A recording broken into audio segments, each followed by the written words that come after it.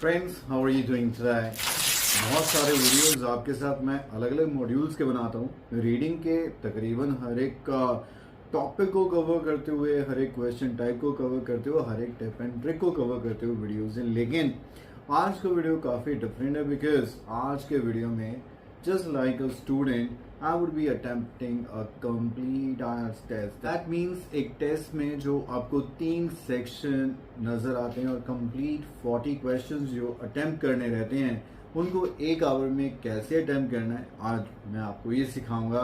और आप नोटिस कीजिएगा 1 घंटे में ना सिर्फ ये टेस्ट अटेम्प्ट हो पा रहा है बल्कि उस 1 घंटे में मैं आपको अच्छे से सारा कुछ समझा भी दूँ। हिस्टोरिकल एविडेंस और वेंडलिज्म, मतलब मैं कुछ ग्राफिटी के बारे में पढ़ूंगा और इसके बारे में मुझे पता है ये क्या होता है। एक फॉर्म ऑफ आर्ट है जिसमें वेंडलिज्म इंक्लूड अपने आप ही हो जाता है क्योंकि ज़्यादातर पब्लिक प्रॉपर्टीज़ को पेंट या जो भी पॉसिबल उन आर्टिस्ट के पास ऑप्शंस हैं उनके साथ वो चीज़ों को पेंट करने की कोशिश करते हैं, अपने आप को एक्सप्रेस करने की।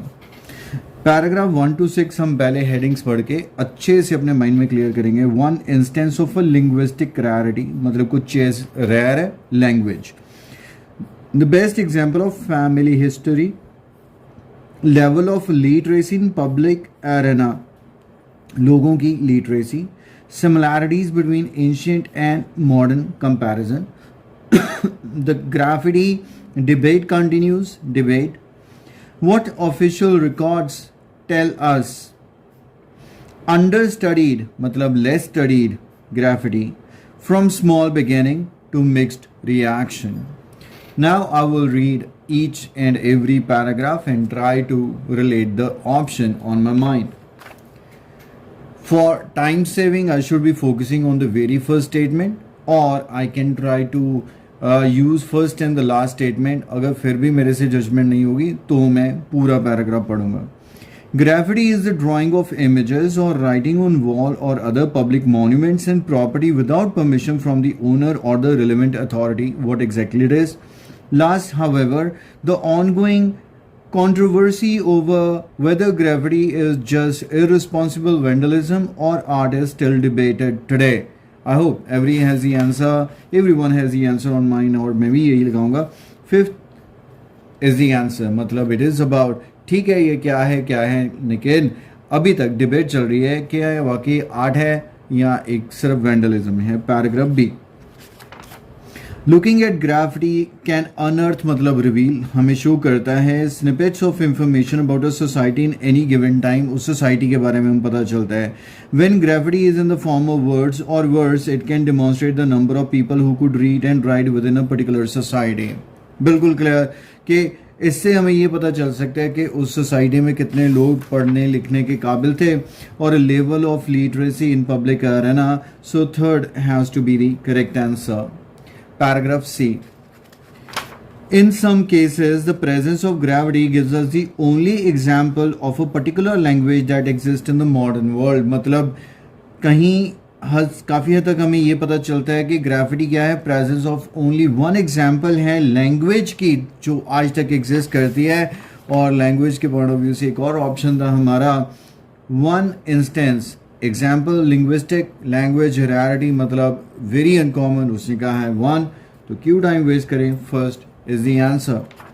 D paragraph, like the Romans, Mayans scratched their graffiti onto the surface of wall, leaving it almost impossible to erase. ऐसे बनाई उन्होंने।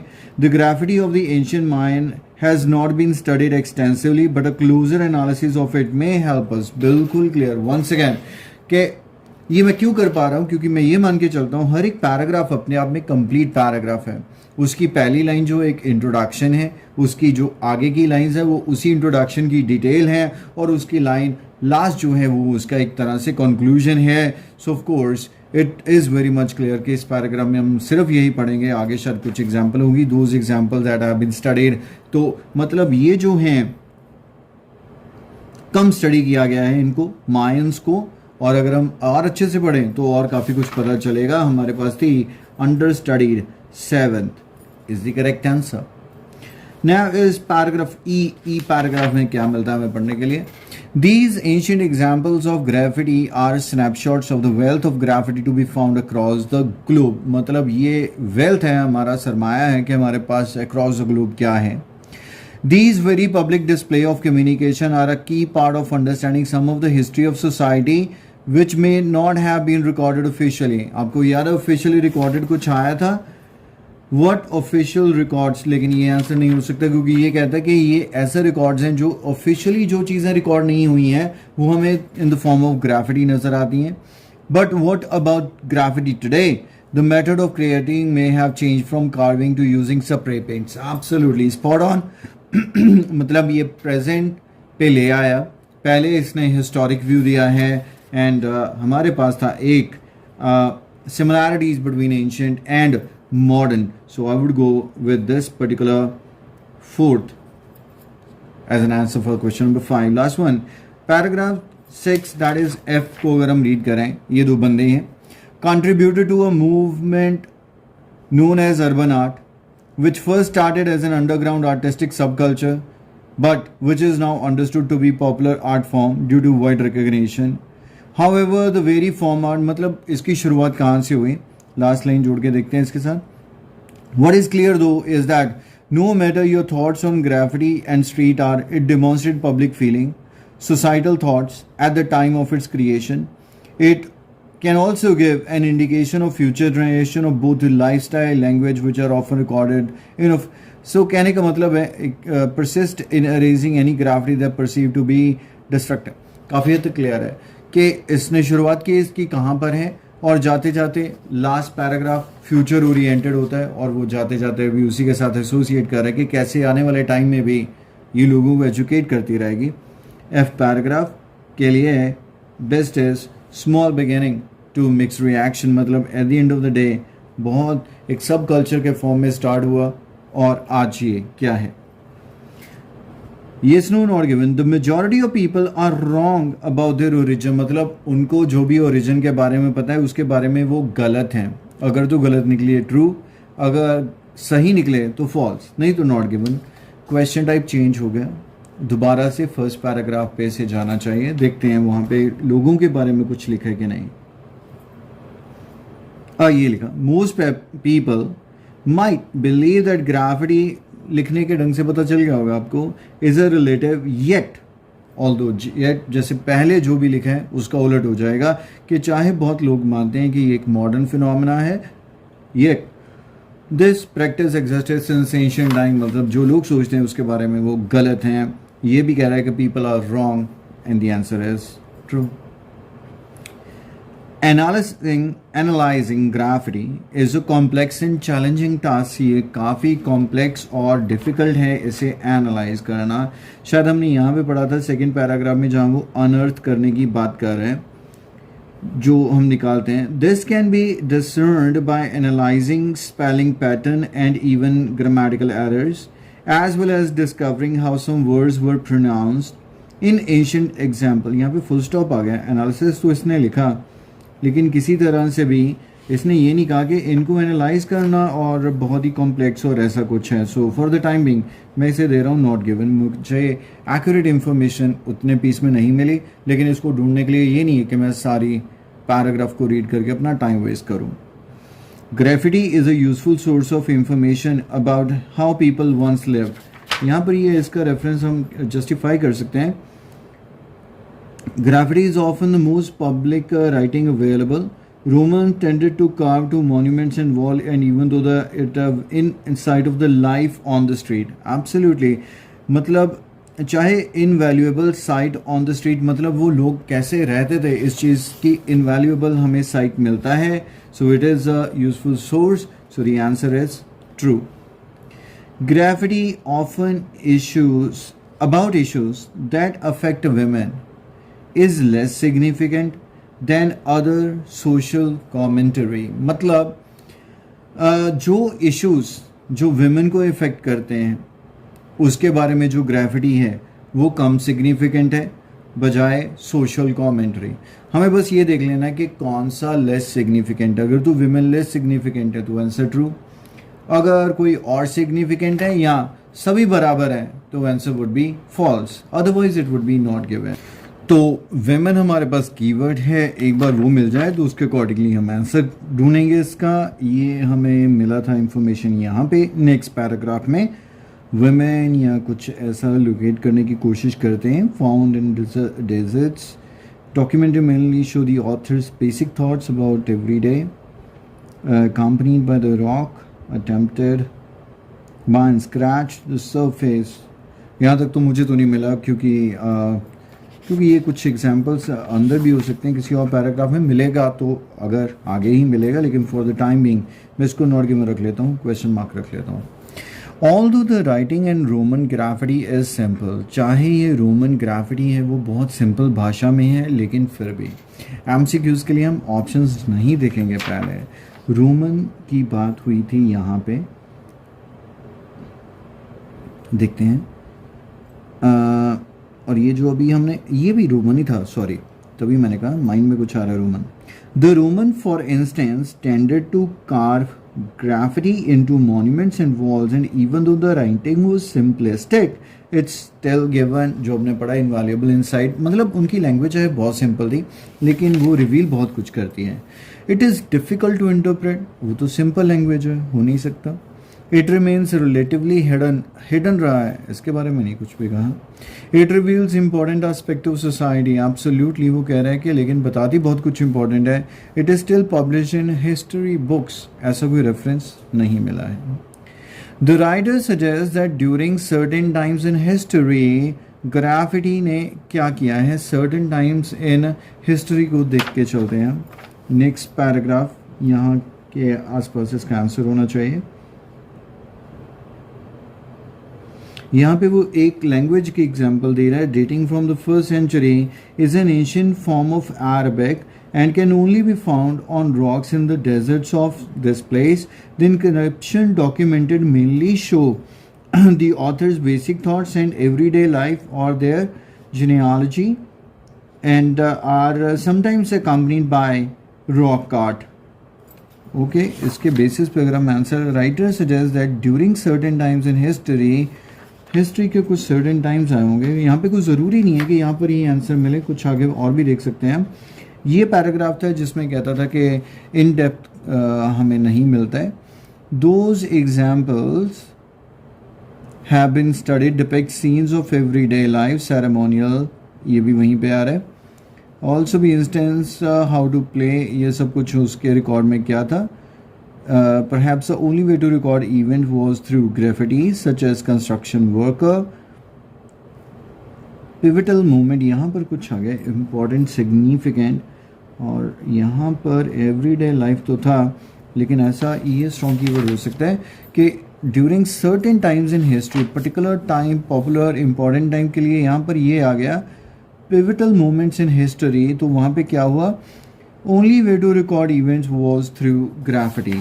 और इसने क्या कहा है, was the sole method, very nice, sole मतलब important, alone, only, was considered a public disgrace, अरे नहीं भाई, was erased from monuments, से erase किया गया, did not incorporate the author's name, author का name उसमें कहाँ से आएगा, 3 नेगेटिव, एक ही पॉजिटिव, और वहाँ पर भी उसने पॉजिटिविटी के साथ ही बात की है। सो द आंसर इज ए।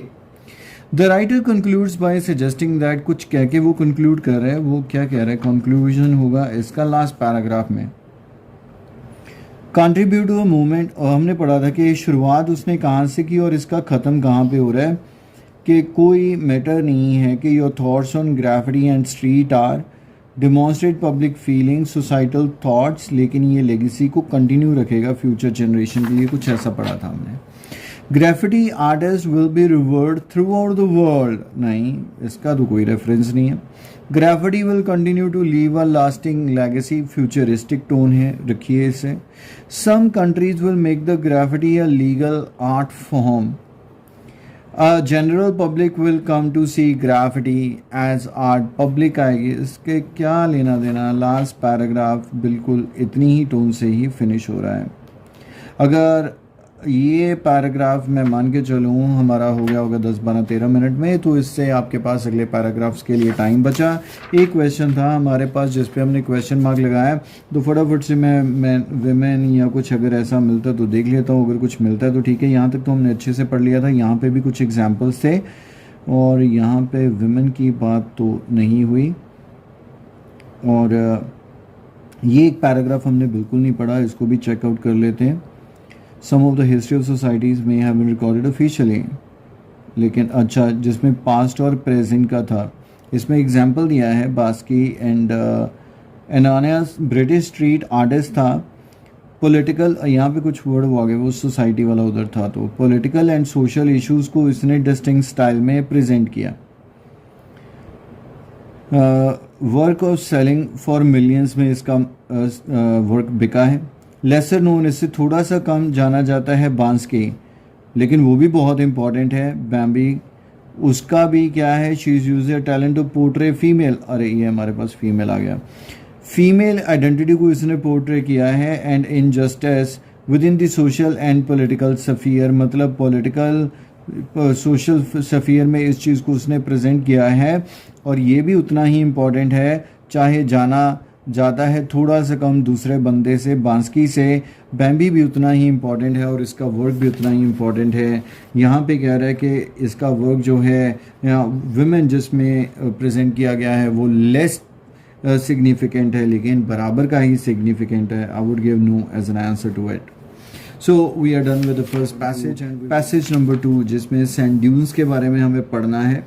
और sand dunes, where might you be surprise to find dunes, कहाँ पे जाओ और हैरान रह जाओगे। ऑफ कोर्स फर्स्ट क्वेश्चन है, फर्स्ट पैराग्राफ में मिल जाना चाहिए। तो देखते हैं कि कहाँ पे जाकर इनका ये रहा, unexpectedly, but they can also be found in land and perhaps unexpectedly in some under water location such as river beds, such as, और यहाँ पे कह रहा है कहाँ पे, we will say river beds. What part of a dune sometimes collapse causing the dune to migrate, मतलब कोई चीज़ है collapse कर जाएगी, collapse करना, धराशायी हो जाना, migrate कर जाता है। कॉमन सेंस तो आ ही रही है, सैंड ड्यून्स आप समझते हो। राजस्थान से कौन कौन है कॉमेंट सेक्शन में अभी बताओ। Okay, the windward side of the dune, which is where the wind blows and the sand grain pushes them in up direction, and the slip face, which is the opposite side and faces away from the wind and appears much smoother than the windward side. However, there are 5 major categories of dunes. हमें चाहिए क्या था, what part of dunes sometimes collapse. Okay, चलते जाते हैं। The most common this one, नहीं ये तो उसकी टाइप में चला गया, इसने टाइम एनर्जी वेस्ट कर दी, ये नहीं हो सकता कि नॉट गिवन है। The dunes in the Sahara too are example of star dunes, they have pointed peaks and at least 3 slip faces because the wind attacked the dune from many different direction. The shape is a no slip face found by, ये कहाँ पे आ गया, हमें answer कहाँ पे मिलेगा, छोड़िए इसको। या तो नेक्स्ट क्वेश्चन देख लेते हैं या मूवमेंट के रिलेटेड कुछ information. What is the given name to the side of the dune where air force the sun upward, ये तो हमने अभी पढ़ा है। एयर अपवर्ड जहाँ से जाएगी वो कौन सी होगी, what name given to the side of the dune air forces the sand upward, जो विंड की तरफ होगी उसके लिए इसने शायद विंडवर्ड क्या था, कहाँ पे गया अभी, pushes them in the upward direction and slip phase which is the opposite. So हमें क्या चाहिए, the windward side of the dune, so this would be windward। इस पर भी क्वेश्चन मार्क रखते हैं कि हमें माइग्रेट मूवमेंट के साथ कुछ ढूंढ। No more than 2 words and और a number. Arrows indicate dash direction, मतलब एरोज मतलब ये एरो, इधर से एरो, इधर से एरो, ध्यान से देखिए, देखिए ये जो है इस तरफ से दिखाया जैसे विंड वर्ड डायरेक्शन है ना, विंड की डायरेक्शन ये वाली है। तो इसको देखते हैं यहाँ पे, तो इसको इस तरह से बनाया है, ये शेप अगर आप देखें तो जिधर से हवा चलती है और इस तरह से ऐसे और ऐसे करके दिखाए गए हैं, इसलिए उन्होंने काफ़ी सारे 3 तरफ से एरो दिया है, because I bet we have to look for a direction only. North east तो बन नहीं सकती क्योंकि सारी डायरेक्शंस में आ रहा है वो। यही पैराग्राफ है जिसमें टाइप ऑफ है which is opposite side and faces away from the wind and appear much smoother. The windward side of the dune, which is where the wind blows, the sand grains and push them in upward direction, and the slipway, which is opposite side and faces away from the wind and appear much smoother. कहने का मतलब ये जो हवा वाली side है और ये जो है दूसरा स्लिप फेस है, तो arrows indicate which direction, of course wind direction, wind and उसके बाद इसने पूछा है parabolic dune. Parabolic dune also called dash, parabolic शायद यहाँ पे वर्ड आया था, ये रहा। Similarly to crescent dunes are parabolic dunes which have a similar U shape. In this type of formation, alternatively known as a blowout, the center of the dune has been hollowed out by the wind. Blowout known as a, called a, क्या होता है blowout, ज़्यादा दिमाग लगाने की ज़रूरत नहीं है। Dash is blown out by wind, कोई चीज़ उड़ा के ले जाती है। ये है dash dune, has a minimum of dash, okay type of dune होगा, बाद में देखेंगे इसे।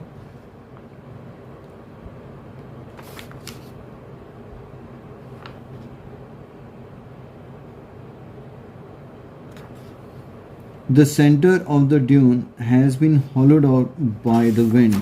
इसका जो सेंटर है, तभी वो यू शेप का ना, उसे सेंटर जो है, centre is blown out by the wind, CENTRE। और ये कह रहा है डैश ड्यून, अब इसकी शक्ल आपको कैसी लग रही है, has a minimum of dash. Next पढ़ लेते हैं। The dunes in Sahara too are example of star dunes, these have pointed peaks and at least 3 slip faces because the wind attacked the dune from many different directions, जिसकी वजह से एक तीखी shape बन जाती है और इन्हें स्टार ड्यून्स बोल देते हैं। So I would say star dune has a minimum of कितनी side, at least 3 slip faces. Okay, now true false not given. For sand dunes to form, plant life should be virtually non-existence। मतलब अगर हम चाहते हैं कि वहाँ पर sand dunes बने तो वहाँ पर प्लांट लाइफ बिल्कुल नहीं होना चाहिए। ये हम नोटिस भी करते हैं, प्लांट लाइफ बिल्कुल नामात्र ही होती है। वर्चुअली का मतलब ये है ऑलमोस्ट निल, निग्लेजिबल। कहाँ पे जाना चाहिए इसको, क्वेश्चन टाइप चेंज हो गया है, वापस पीछे भी जा सकते हैं, लेकिन हमें सिर्फ और सिर्फ फोकस रहना है प्लांट्स रिलेटेड कुछ अगर मिल जाता है तो। यहाँ तक आपने देखा था वेजिटेशन, ये मिल गया और क्लियर लिखा हुआ है stabilise the land should be, there should be little or no vegetation. और यहाँ पे भी क्या कह रहा है कि वर्चुअली नॉन एग्जिस्टेंस हो। दोनों बातें मैच करती हैं, answer is true. The process known as saltation happens more frequently in coastal area than inland। मतलब saltation शायद salination के साथ ना एसोसिएट किया हो, लेकिन ये पूछ रहा है वहाँ पे ज़्यादा, यहाँ पे कम। कंपैरिजन है, 99% नॉट गिवन होता है। saltation पहले हम ढूंढ लें जिसके बेसिस पर हम ये अपना आंसर फाइनलाइज करेंगे। इस पैराग्राफ में फर्दर इंफॉर्मेशन में कहीं नहीं है। फर्दर कोस्टल या salination या saltation जो भी कह रहे हैं, ये रहा। The most common way for sand grains to move is by wind bouncing them along the surface until they are settled next to object, that is called saltation and occurs in dune formation. Force into each other force movement, अरे कुछ नहीं है, कुछ coastal वगैरह का लेना देना नहीं है। आंसर इज नॉट गिवन, लेकिन मेरे ब्रेन ने क्लिक किया कि क्वेश्चन मार्क लगाया था, शायद आंसर आ जाए। What part of a dune sometimes collapse causing the dune to migrate, क्योंकि यहाँ पे मूवमेंट की बात आ गई है। पढ़ लेते हैं। The winds can move the sand in 3 ways. The most common way for sand grains to be moved is by wind bouncing them along the surface until they settle next to an object. इसको ये बोलते हैं. If the grains, that is called saltation, and occur 95%. If the grains of sand collide into each other and force movement, this is known as creeping and occur in 4%. The least common method of sand grains to move is called suspension, and this is where the grains are blown high up in the air and fall down to settle to account for remaining 1% of the occurrence. So एक ही चीज़ बार बार इसने word use किया है, that is grain दाना, sand का जो each and every bit जो दाना है. During the sand grains keep moving until they are halted by an obstacle. तो और भी क्लियर हो गया कि जो सैंड के ग्रेन्स होते हैं, जब फॉर्मेशन हो रही है तो वो कीप ऑन मूविंग जब तक कोई चीज़ उन्हें रोक ना दे. एंड इनफ है आई गेस, इतने सारे से एक ही वर्ड बार बार रिपीट हो रहे हैं, that is sometime collapse causing. Okay, what part of the, thank you, गलत हो जाता अभी. What part of the grain, what part of the dune? The heavier grains settle the object, whereas the lighter fall on the other side. As the dune grows, lighter grains are blown upward the windward side, eventually reaching the top or the crest of the dune. These then fall the slipway. Occasionally the crest crumbles under pressure, and this is how it is considered that dunes move. Dunes are constantly moving due to pressure of wind as the crest tumbles and then is built up again. In fact, in some areas, migration threatens agriculture and the town because of the continual shifting of dune crest and encroaching.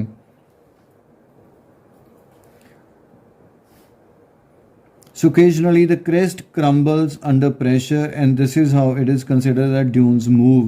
तो कौन सी चीज़ crest crumble कर जाती है उसकी, जिसकी वजह से ऐसे फील होता है कि जो ड्यून्स हैं वो मूव करते हैं. What part of dune sometime collapse causing the dune to migrate, and it would be crest.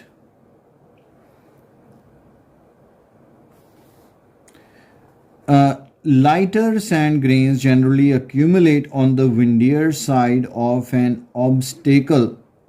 कि जो लाइट सैंड ग्रेन्स हैं वो accumulate हो जाते हैं ऑन द विंडियर साइड. विंडियर साइड जहाँ से विंड चल रही है वहाँ पे इकट्ठे होंगे या वहाँ से उड़ जाएंगे, थोड़ा उल्टा बोल रहा है शायद, अभी देख लेते हैं.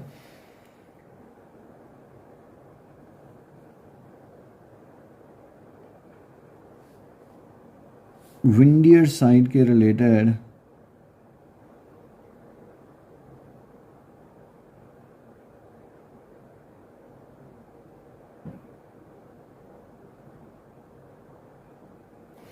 the most common way to sand grains to be moved is the wind bouncing them along the surface until they settle next to an object. मतलब विंडियर साइड पे तो वो भगाता ही रहता है उनको, और यहाँ पे कह रहा है ये, और यहाँ पे भी लिखा है as the lighter grains are blown up the windward side of the dune, eventually reaching the top or crest of the dune. So lighter sand grains generally accumulate on the windier side of an obstacle is false.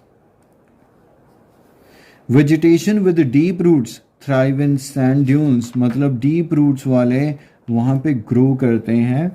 We are looking for roots, and where are the roots?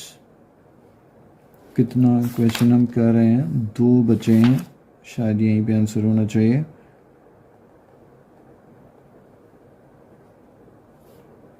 Rare species, ये रहा, लिखा directly.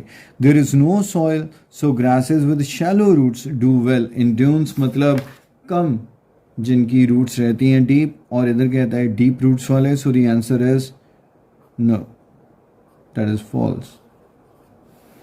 Climbing over sand dunes can cause damage to them. Obviously आपका दिमाग क्या कह रहा है कि अगर उस पर आपका पैर पड़ जाए ड्यून के ऊपर, वो डैमेज होगा या नहीं होगा. Last question, last paragraph, damage के रिलेटेड डिस्ट्रक्शन ये रहा. Beachgoers and visitors also contribute to dune destruction by trampling over the dunes, causing an interruption to the natural process. Very much clear. The answer is true, that they bring a harm to them. और इतने time में हमारे 2 passages हो गए. Mary सी कोल का सबसे पहला question type जो है वो है an example of witness accounts of Mary's nursing style, मतलब मैरी का जो नर्सिंग देने का स्टाइल था उसके कुछ विटनेस अकाउंट्स मतलब एविडेंस प्रूफ्स हैं। अभी ढूंढने में चले जाना, लेकिन टाइम वेस्ट होगा, एनर्जी वेस्ट होगी। A reference to travel with family members, मतलब कहीं ट्रैवल किया है, इसके साथ फैमिली थी अपनी। A refusal from a higher authority, higher authority कुछ रिफ्यूज किया। A reference to Mary's place in British education, मतलब ब्रिटेन की जो एजुकेशन है उसमें इसकी प्लेस, महत्ता। An explanation of a nick name given to Mary, Mary को एक नाम दिया गया, उसका एक्सप्लेनेशन है, रेफरेंस है उसका। Detail of failed business venture, मतलब एक बिजनेस शायद उसने ट्राई किया हो लेकिन फेल हो गया। इसके बाद है एमसीक्यूज। मैं यहाँ पे एक स्मार्ट गेम खेलने वाला हूँ। मैं डायरेक्टली इन क्वेश्चंस को पहले अटैम्प्ट नहीं करूँगा, क्योंकि अगर मैं इनको पढ़ूंगा और इनको करूँगा मेरा सारा ध्यान इनमें रहेगा। लेकिन अगर मैं इन एमसीक्यूज को करता हूँ तो काफ़ी हद तक हो सकता है कि ये रेफरेंसेस भी मुझे मिल जाएं और एट अ टाइम मेरे 2 क्वेश्चंस अटैम्प्ट हो जाएं। आइए देखते हैं प्रैक्टिकल रहता है या नहीं। फ्लोरेंस नाइटिंगेल एंड मेरे सीकोल, अगर तो हमें शुरू में रेफरेंस मिलेगा तो ठीक है, नहीं तो हम वापस उसी 27 को पहले अटैम्प्ट करना शुरू कर देंगे। मिलना चाहिए नेम इनका, नाइटिंगेल तो आ गया। You could be forgiven for not knowing the name of Mary, but due to direct comparison with her known highly respected counterpart, her story influences now taking its place in the narrative of British history. अच्छी बात है, कहते कि हो सकता है कि आपने इसका नाम ना सुना हो, लेकिन जिसके साथ इसे कंपैरिजन किया जाता है ना, उसका नाम आपने बहुत सुना होगा। Was a Jamaican born British nurse who was no formal qualification, gave healing and sustenance to wounded soldier near the battle. He Crimean war में उसने wounded soldiers का बिना किसी नॉलेज के ट्रीटमेंट किया. Her story was largely forgotten by a century, but recently she was voted the most influential Black Britain and is now commemorated with a statue which stands outside St. Thomas Hospital in London. क्या इसके साथ आप किसी और की reference जोड़ सकते हैं या नहीं जोड़ सकते हैं? Worked together in a hospital, क्या किसी में बात ऐसी आई कि दोनों ने एक हॉस्पिटल में काम किया? नहीं. Are often compare to each other, बिल्कुल उसने कहा कि इनका कंपैरिजन किया जाता है. Were born in the same place, अरे ये कुछ जॉर्डन के बारे में लिखा था, वो जमाइकन बॉर्न ब्रिटिश नर्स, तो इसका तो कोई लेना देना नहीं है. Have largely been ignored by history, ने इसे इग्नोर किया है, नहीं वो कह रहे हैं इसे काफ़ी एक्सेप्टेंस मिल रही है, लेकिन आपस में इनको कंपेयर ज़रूर किया जाता है. So B has to be the correct answer. लेकिन ये क्वेश्चन करके मुझे इसके रिलेटेड कोई भी रेफरेंस नहीं मिला कि एकदम से मेरा ब्रेन का है कि कुछ ट्रिगर हुआ है, मतलब कोई ऑप्शन मैच करती है. For that reason I am not wasting much time, मैं मूव ऑन कर रहा हूँ क्वेश्चन नंबर 34 पे. What was Mary likely to have been respected as a child, मतलब बचपन से ही उसे बहुत रिस्पेक्ट दिया गया, क्या वजह रही होगी? चाइल्ड ऑफ कोर्स, जो मशहूर लोग होते हैं उनकी जब कहानी स्टार्ट होती है उसके बाद बचपन आ जाता है. देखते हैं चाइल्डहुड के रिलेटेड कुछ है कि नहीं. Brought up. Mary Seacole was born Mary Jane Grant to Scottish army officer, Jamaican mother, Jamaica में ये पैदा हुई. ब्रॉट अप मतलब बड़ी किसके साथ हुई? 2 सिबलिंग थे इसके. With her mother and a boarding school for locals और मिलिट्री ऑफिसर्स के लिए ये स्कूल चलाते थे. As her mother ran a respectable business and her father an officer, it is likely that Mary would have had a relatively high social status in Jamaican society. Okay, father army officer था, mother एक ऐसा school चला रही थी, likely यही संभावना है जिसकी वजह से इसे काफ़ी सोसाइटी में रिगार्ड मिला. Because she knew the how healed people, यहाँ तक तो कोई रेफरेंस नहीं है, उसके पास ये शक्ति आ गई होगी. Because she had a Scottish father, क्योंकि father Scottish था. Because she understood European medicine, यहाँ पर कोई रेफरेंस नहीं है कि अभी उसके पास क्या नॉलेज या एक्सपीरियंस था.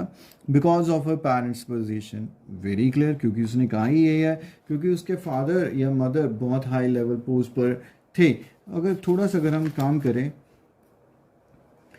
It was in the boarding school that Mary learned how to heal, where she started to understand how traditional Caribbean medicine. After helping her mother to run the boarding, the 15-year-old Mary traveled to England with her relatives, where she would learn medical practice. Okay, यहाँ पे clear हो गया.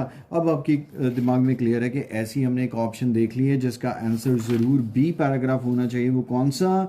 Reference to travel with family member. 28th question का answer B होना चाहिए, जिसमें reference था कि ट्रैवल. मैं इसलिए पढ़ लिया मैंने कि जब मैंने पहला पैराग्राफ पूरा पढ़ लिया, इस क्वेश्चन को ढूंढने के लिए मैंने यहाँ तक पढ़ लिया, तो टाइम ना वेस्ट किया जाए, साथ के साथ रिमेनिंग पैसेज को भी पढ़ लेना चाहिए. सी पैराग्राफ. इन 1823, सॉरी पहले एमसीक्यू देख लें. मेरी set up a shop in Jamaica. उसे क्या हुआ जो उसने शॉप जो जमाइका में सेटअप किया. शॉप के रिलेटेड अगर आपको कुछ मिल जाए तो बहुत अच्छा है. शॉप ये रहा. पैराग्राफ टू पैराग्राफ चलें या पूरा पढ़ लें? ऐसे करते हैं, पहले इसे ढूंढ लेते हैं. Unfortunately the shop was unsuccessful and soon closed down. To add to this bad luck, a fire destroyed some of her mother's boarding school, and the following year both Mary's mother and husband died. काफ़ी unfortunate हो गया. पहले shop बंद करनी पड़ी, फिर school को आग लग गई, और फिर उसके माता पिता भी मर गए. Yes, husband and mother. Before she, हमने क्वेश्चन ही रॉन्ग पढ़ा कि कब सेटअप की उसने. She remained in England for 2 years, then returned to Caribbean, where she would embark on travel to Cuba गई, Bahamas गई, Haiti गई. She married Edwin C. Cole in Jamaica, and soon after the couple set up a store selling provisions. ये clear है कि उसकी जब शादी हो गई तो दोनों जोड़ी ने, कपल ने अपनी दुकान खोली. बिफोर शी गॉट मैरिड, अरे नहीं, कपल ने खोली है. आफ्टर मदर डाइड, नहीं है, उससे पहले तो वो घर बंद भी हो गया. When the boarding house burn down, नहीं, वो कॉन्सिक्वेंस था. विद हर हस्बैंड, बिल्कुल सही है क्योंकि कपल ने ये अपनी खोली. इसके अलावा कोई आपको रेफरेंस इसमें से मिला? नर्सिंग स्टाइल रेफरेंस तो हो गया. रिफ्यूज़ल नहीं आया. मेरी एजुकेशन निकनेम की बात नहीं है. फेल्ड बिजनेस वेंचर, कोई बात नहीं है इस चीज़ के रिलेटेड. नेक्स्ट आया, Mary was able to effectively treat soldiers suffering from cholera. Cholera मेरे पास स्ट्रॉन्ग कीवर्ड है, मुझे ढूंढना है पहले कॉलरा, फिर मैं आंसर ढूंढूंगा.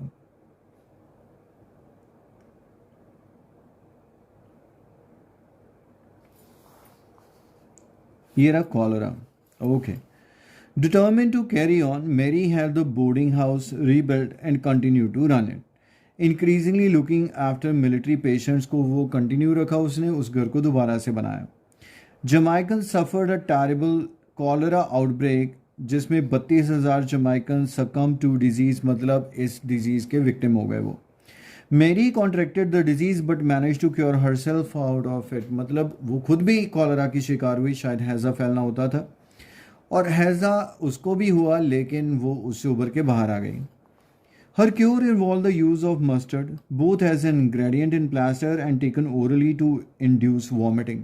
उसने मस्टर्ड का इस्तेमाल किया. कैसे कैसे किया आप देख लेना, ताकि कॉलरा हमें ना हो. In addition to this, she used a mineral called calomel as well as warm clothes to help beat the disease. She continued using the cholera cures during to visit to her half brother in Panama, which experienced an outbreak soon after she arrived. और यहाँ पे भी आप कहोगे sir travel की बात है, लेकिन वो खुद ट्रैवल करके गई. यहाँ पे था उसने किसी के साथ ट्रैवल किया. तो एक तो यहाँ पे आ गया हमारे पास पहला option, because of work during the Jamaican, जिस तरीके से उसने काम किया पता नहीं. थैंक्स टू अवर अंडरस्टैंडिंग, नहीं, अंडरस्टैंडिंग की कोई बात नहीं है. As a result of having had the disease herself, क्या बात है, यही चाहिए था हमें, क्योंकि उसने यहाँ पर रेफरेंस दिया था ना, manage to cure herself out of it, मतलब खुद वो बच गई थी उस बीमारी से. Due to new medicine becoming available, बिल्कुल नहीं, C is the correct. 34, before she went to England in 1853, Mary ने क्या किया. Detail of a failed business venture भी हमें मिल गया, हमने ध्यान नहीं दिया. C is the answer to this one. Example Mary nursing style, patience. देखते हैं, अभी 2-3 पैराग्राफ पढ़े हैं हमारे पास। बिफोर शी वेंट क्या हुआ, 1853 की रेफरेंस कहाँ पर है, ये रही। After Mary had set up a restaurant in Panama and assisted Jamaican authorities with other epidemics, she traveled to England once again in 1853 because she had heard about the Crimean War and wanted to offer nursing. So once she applied the war offices. Very clear कि इससे पहले कि वो 1853 में दोबारा से England चले जाती क्योंकि क्राइमिया में वॉर की वजह से वहाँ पर फिर से ज़रूरत थी, उसने क्या किया, setup a restaurant and assisted Jamaican authorities with other epidemics, और वहाँ के अथॉरिटीज़ के और भी बीमारियों, ये कोरोना में आपने ज़रूर सीख लिया होगा वर्ड एपिडेमिक, पैंडमिक, उसमें apply to serve as a nurse in the war, नहीं प्रायर पूछा है उसने। रिसीव्ड फॉर्मल नर्सिंग ट्रेनिंग ली उसने। Helped officials treat other illnesses, काफ़ी हद तक उसने कहा है कि क्लियरली एपिडेमिक में उसने हेल्प की। Open the hotel in Panama, ये भी गलत हो गया क्योंकि जानबूझ के इधर उसने रेस्टोरेंट लिखा है, उधर होटल कॉमन नहीं होता। होटल में रेस्टोरेंट हो सकता है लेकिन उसमें रूम भी होंगे, रेस्टोरेंट में रूम्स नहीं होते हैं। तो फर्दर रीड कर लेते हैं ताकि इसमें कुछ और भी मिल जाए। Thousands of soldiers were suffering from cholera, and with her personal experience of having suffered the disease, Mary believed she could be of use. उसे पता था कि मैं इनके काम आऊंगी। The war officer refused her application, but undaunted Mary traveled to Crimea region independently. बिल्कुल एक और मिर्च की रेफरेंस, मुझे वहाँ के ऑफिसर ने इसे मना कर दिया, लेकिन ये अनडॉन्टेड मतलब इसको किसी चीज़ का डर नहीं था, ये फिर भी वहाँ पे पहुँच गई। और यहाँ पर एक 29th में हमें रेफरेंस मिला था रिफ्यूज़ल वाला। सो अथॉरिटी हायर अथॉरिटी थी, मतलब ऑफिशियल ने उसे मना कर दिया। E is the correct answer for this one. The next question, the British hotel in the Crimea region, मतलब क्रेमिया रीजन में उसका एक होटल था या कोई एक ब्रिटिश होटल था, तो क्या, अभी हमने उसके बारे में पढ़ा कि she said up a British hotel, war के बाद की बात है क्रेमिया रीजन में। तो यहाँ पे अब उसकी एप्लीकेशन रिफ्यूज़ हुई और क्रेमिया रीजन लिखा गया और साथ के साथ ही ब्रिटिश होटल भी आ गया। क्या था यहाँ पे, विच ऑफर्ड, मतलब ये hotel offered food, drink, beds and nursing care to wounded soldiers. Mary source the location of the hotel, somehow उसने मतलब होटल के लिए लोकेशन ले ली, and asked locals to help find any discarded building material they could reuse, और लोगों को help करने के कहा कि किसी भी तरह का वेस्ट या डिस्कार्डेड मटेरियल अगर आपको मिलता है, पुराना टीवी, रेफ्रिजरेटर, जो भी चीज़ मिल जाए ताकि वो हेल्प, मंजा मिल जाए, बिस्तरा मिल जाए, चेयर मिल जाए, कुछ भी मिल जाए, राइट, एंड जिसे रीयूज़ किया जा सके। दी होटल, बार बार होटल का रेफरेंस आ रहा है तो पढ़ लेना चाहिए। Was finished at a cost of only 800 pound में ये पूरा बन के तैयार हो गया।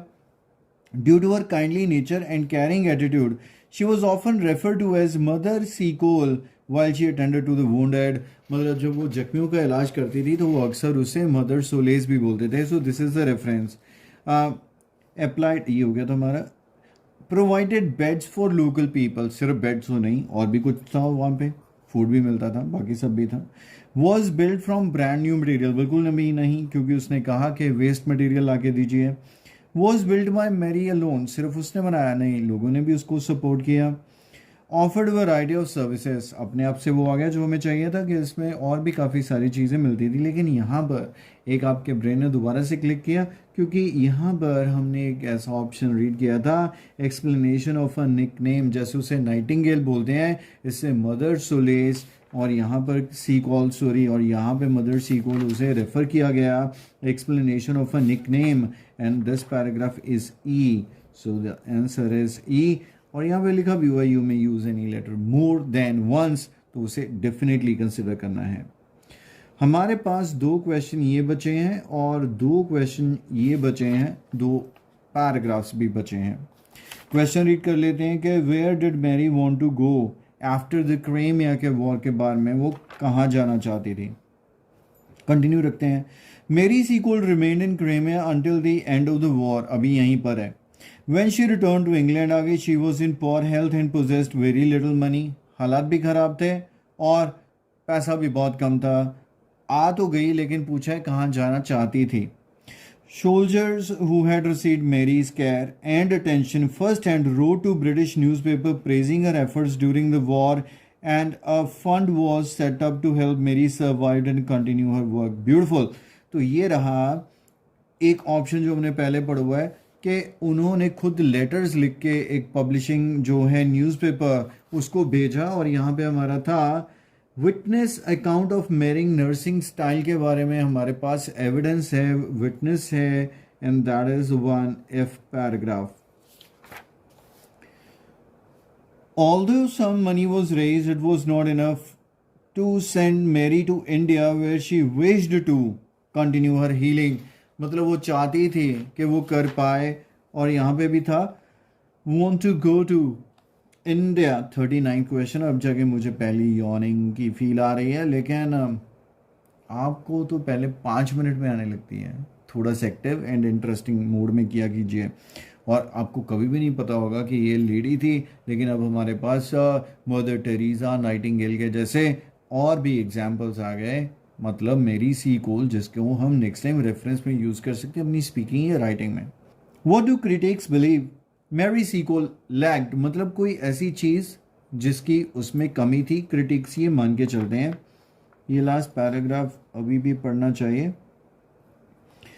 Prominent member of Jamaican society बन गई. However she ran short of money and the funds restarted. As the result of the funds she bought some land in London. फिर लंदन आ गई. कितनी बार घूमी भाई. शी इवेंचुअली पास्ड अवे 1801 में, तो मर गई. मेरी सीकोल वॉज नियरली क्या erased from the history books में, तो इससे गायब कर दिया था. But when her grave was rediscovered in 1973, a society was set up to ensure her memory is never forgotten, कि कभी से हम भूले नहीं. Publication of her autobiography the wonder ये also help bring to attention wider audience. Although criticism, ये criticism आ गया, still resonate over the fact that she had no formal training in healing and providing soldiers. The story has been added to UK national curriculum and numerous. मैंने इसलिए पूरा पढ़ लिया क्योंकि although के बाद कुछ ना कुछ इंटरेस्टिंग ज़रूर होते हैं. दोनों आंसर ही मिल गए. What do critics believe about Mary Seacole lagged? क्या कमी थी उसमें? She had no formal training. Lacked formal training, मतलब ढंग से एज अ नर्स की ट्रेनिंग उसने कभी नहीं ली. एक ही हमारे पास बचा था रेफरेंस. इसका ब्रिटिश एजुकेशन में वो कहाँ से मिलता है? वो यहाँ से मिलता है क्योंकि उसकी स्टोरी है उसे यूके के नेशनल करिकुलम में इंट्रोड्यूस किया गया है. So G is the correct answer and this is the complete IELTS 1 hour exercise, जिसे जैसे मैंने आपके साथ डिस्कस किया है, अटेम्प्ट किया है, और आपको समझने में काफ़ी हद तक हेल्प ही है. और अगर ये सिर्फ आप अपने लिए कर रहे हैं, समझ के कर रहे हैं, तो बहुत कम टाइम में हाई एक्यूरेसी अचीव करके आप रीडिंग को क्रैक कर सकते हैं. ऐसे और वीडियोस अगर देखना चाहते हैं, कमेंट सेक्शन में ज़रूर बताइए कि आपको लगता है मैंने किसी क्वेश्चन को गलत या सही अटेम्प्ट किया है. अगर लगता है तो comment section is open for you. Why not? You share it in the comment section. Thanks for watching and bye bye for now.